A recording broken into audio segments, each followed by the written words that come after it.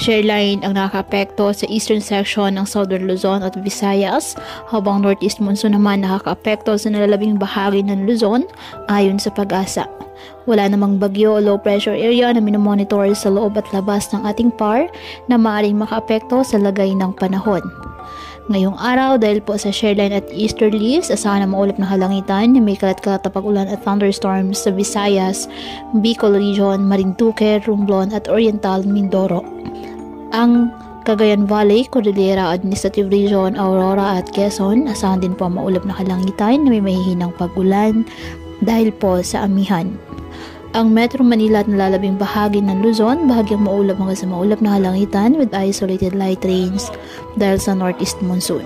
Ang nalalabing bahagi ng bansa, apektado po ng easterlies at localized thunderstorms. Kaya patuloy po natin na pag-iingat pa din ang ating mga kababayan sa pantapat po ng mga pagbaha at pagguho ng lupa at ugalin po na magdala palagi ng payong o kahit anong panangga sa ulan o di kaya na may sa init ng araw kapag lalabas ng ating mga tahanan.